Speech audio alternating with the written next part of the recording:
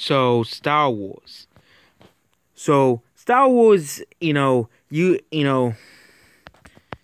used to be one of the highest grossing franchises of all time.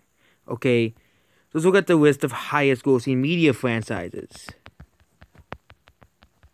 Let's look at the list of the highest grossing media franchises. You'll find that Star Wars is one of the highest up there, okay? You'll find that Star Wars is at number 5, okay? Star Wars is at number 5, only being behind Mickey Mouse, which is owned by Disney, Winnie the Pooh, which is owned by Disney, Hello Kitty, which is owned by a Japanese company, and of course Pokemon, which is owned by Nintendo. So Star Wars is one of the highest grossing franchises of all time. Okay, being up there with even being higher than the Disney princesses, which has been a proven moneymaker for Disney. But the Star Wars franchise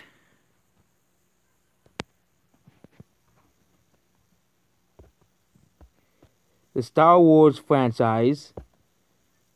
now dead, basically. Okay, so let's point it back to Star Wars. So let's go to the movies of Star Wars and see, when did Star Wars start to die? Obviously not the original trilogy, because everybody loves the original trilogy. There is no one besides that one person who hate the original trilogy just to be a troll or wants to stand out from the rest. Because the original trilogy are really just timeless classics of movies. Definitely, not where Star Wars died. What about the abysmal holiday special movie? Well, considering that this movie was made a year after the original trilogy movies, and that Empire Strikes Back was still a success despite this thing coming out, we can't blame it on the holiday special. Now let's get to 1997, the re-releases of Star Wars. Yep, they re-released Star Wars, and yeah, they edited the movies, the George Lucas edits. That still didn't kill Star Wars.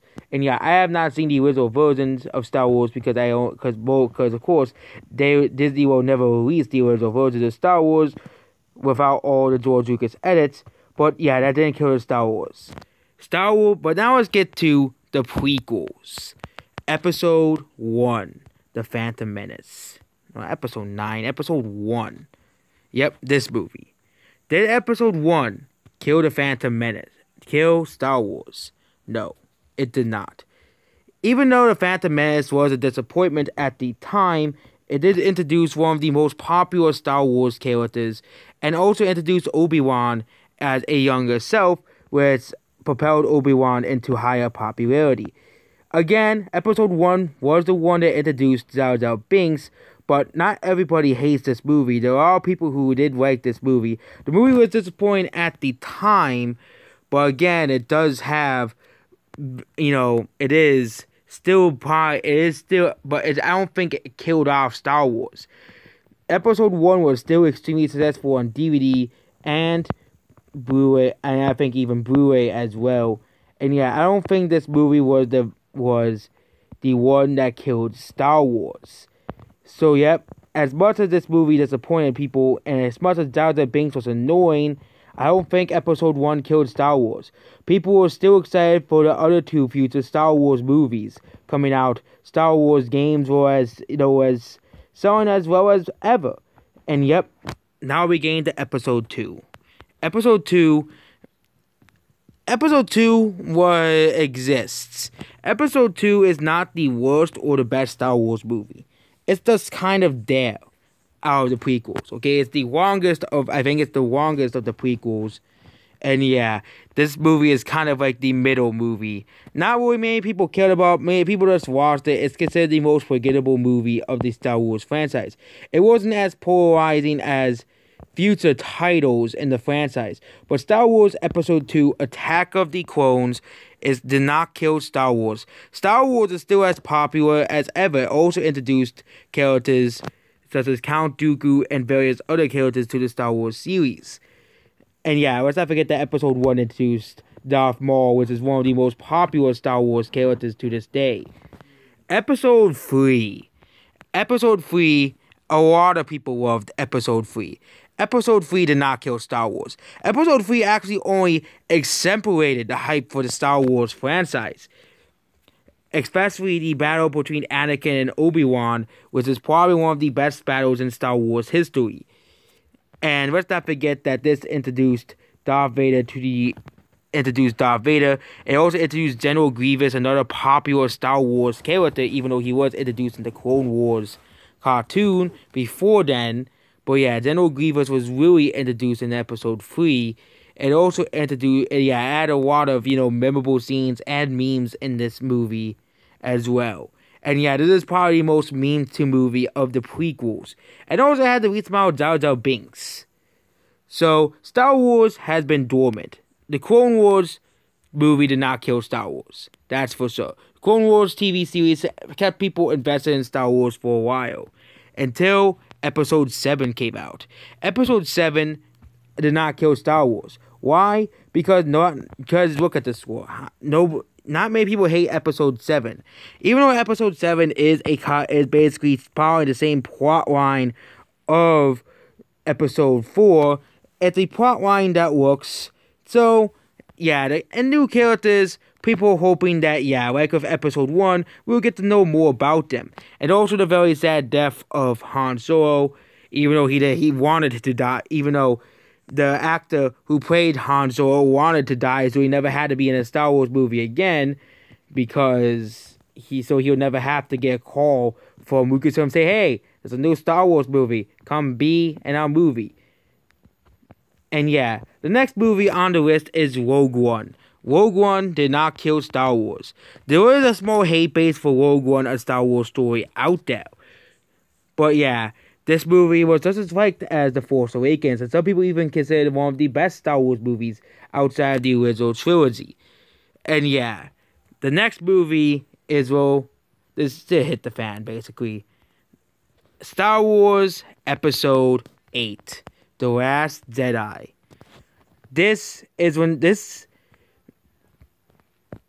Okay, Google's not, now it is.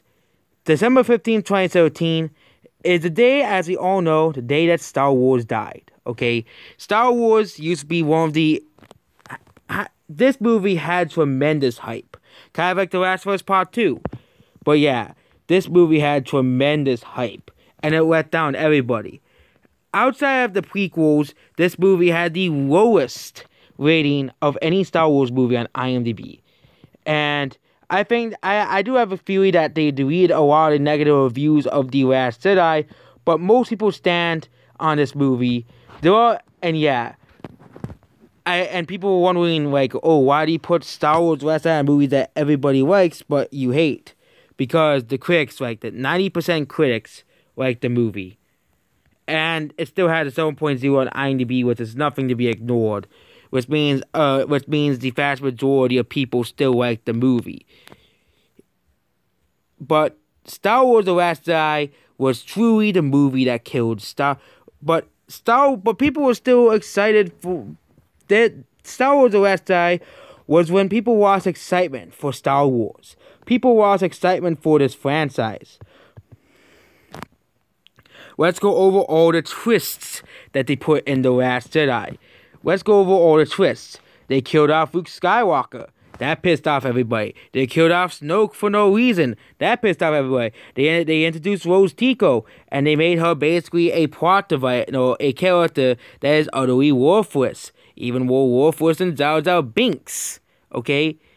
They also made Rey uninteresting. They also made Finn a side character, which he sort of been a side character. And also Rose Tico demeaned his character a lot. And the phone room sequence is awful. And yeah.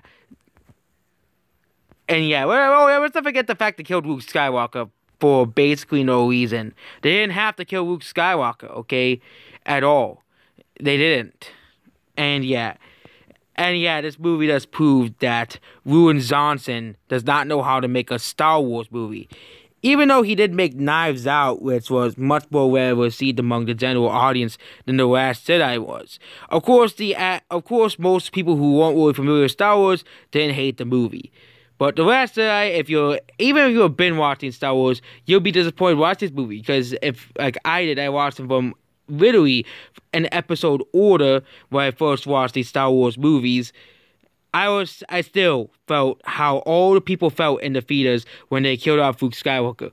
Luke Skywalker is not like Luke Skywalker. Luke Skywalker in the original trilogy is nothing like the Luke Skywalker in The Last Jedi. They butchered his character so badly that he's not even Luke Skywalker anymore. And even Mark Hamill hates the fact that they ruined his character in this movie. That's how you know that he failed. And the fact that even a lot of the actors are coming out, except for Daisy Ridley and, of course, the person who plays Rose Tico. I can't even remember her name. She's that forgettable. But yeah, even a lot of the actors, especially John Boyega, hates Star Wars The Last Jedi and what they did to this franchise. Oh, we're not done yet. Solo, a Star Wars story. Yep, this movie was a movie that existed. Solo, a Star Wars story, was the movie that took a crap on Han Solo. It is actually the first Star Wars movie in history to lose money. Okay? To lose money. So, yep. What did Solo, a Star Wars story introduce? Well, Solo, a Star Wars story introduced L337, the worst Star Wars movie of all. No, not Star Wars movie. The worst Star Wars character of all time. Yep. They had to introduce him. They also ruined Solo and his backstory. Because, of course, we had to. We had to ruin it for Kathleen Kennedy's, And let's not forget, at the end of the movie, Solo's not the one that saves the day. It's the female character. Why? Because the Force had to be female. Just remember. And yeah, this movie is a disgrace to Han Solo. And no wonder why it's the first Star Wars movie ever in history to flop. And this is what really killed Star Wars. The fact that this movie lost money for Disney was living proof that the Star Wars franchise is dead. This movie was projected to gross $700 million at the box office. It only made $393 million. Do you know that Alita Battle Angel, a movie about a franchise that nobody outside of Japan and probably the Philippines knew about, made more money worldwide than a Star Wars movie. Even though people call that movie a flop, well, the real flop was Solo, a Star Wars story. At least Alita Battle Angel had a smaller budget than Solo's $300 million budget because of all the expensive reshoots in this movie, and the movie's still mad to be crap because of course they took a crap on Han Solo's backstory and expected us to like it. So yep, that's Han Solo, a Star Wars story. And now we have Star Wars Episode 9, The Rise of Skywalker. Yep, this movie. This movie has a 6.7 on IMDb, almost as low as The Phantom Menace and Episode 2. On Metacritic, it's actually lower than both movies, alongside The Last Jedi, which both movies had lower scores than the first two prequel movies. Star Wars The Rise of Skywalker is one of the most underwhelming movies in the Star Wars saga. The plot, Palpatine is not dead, because of course, now we're saying on Darth Vader, because of course we have to, okay? The rebels must find him, because of course, Darth Vader didn't do a good job, so of course, Palpatine wants to bring back the Empire, and for some reason he has 5,000 Star Destroyers just hiding in his planet. Oh yeah, and let's not forget the railroad scene in the movie. And the ending scene, battle scene of Palpatine has got to be the worst Star Wars battle scene. Yes, even worse than any of the scenes in Episode 2. And of course, that scene with Rey and all the Jedi telling her that you are the bestest ever, and you have to beat Palpatine, because of course, this entire movie is a sit on the original trilogy, sitting on Darth Vader, sitting on, the original Star Wars trilogy. This movie is a disgrace to Star Wars. And this is the ending of the Skywalker saga, okay? The ending of the Skywalker saga, okay? Yes, the movie still made $1 billion, but this movie was supposed to make Endgame numbers, basically. It's the ending of the Skywalker saga, and it made less money than a movie about the Joker, okay? It just shows that the Star Wars franchise has died. The Star Wars franchise is dying. Now we're going to the one glimmering hope of the Star Wars franchise. The Mandalorian. Of course, people are going to be saying, what about the Mandalorian? What about the Mandalorian? And yep, the Mandalorian is probably one of the most beloved pieces of Star Wars to have come out in the past 3 years. And this is a TV show. And it did way better. Was way far better received than...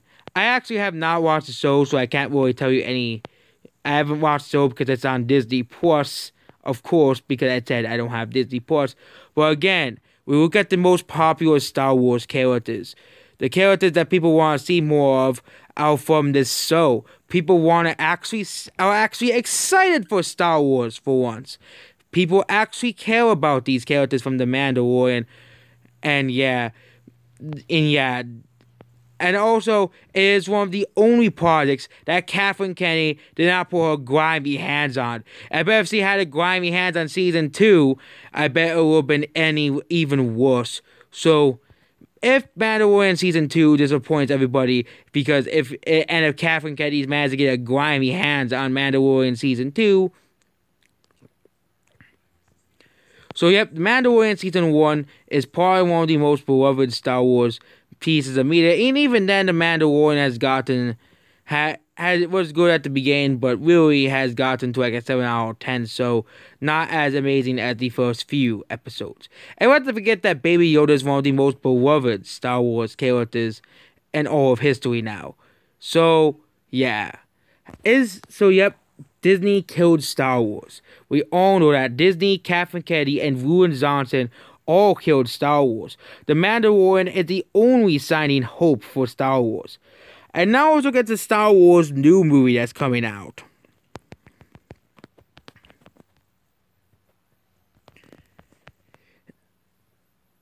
The new movie that was coming out in 2022 was delayed. Yep, delayed. Was delayed, basically. Yep, but again, does anybody care at this point? Does anyone care about the new Star Wars movie coming out? Does anyone care about Star Wars? Nope. No one cares. So no one will care if the new Star Wars movie is delayed. Oh, that's the Lucasfilm celebration that was cancelled. But yeah, but really, does anyone really care about the new Star Wars movie? Actually, it was the Lucasfilm event that was delayed, not the Star Wars movie. But yep, Star Wars is a dead franchise. The fact that nobody is excited for Star Wars 2022. The fact that no one is really speculating about the new Star Wars movie. Again, the movie is not coming out until 2 years, and yeah, that's what nobody even know. And yeah, it just proves that Lucasfilm has just made a disaster. Nobody's excited for Star Wars 2022. No one's excited for any future Star Wars movies, and definitely no one's excited for Rian Johnson's Star Wars. So yep, that's basically it. Goodbye.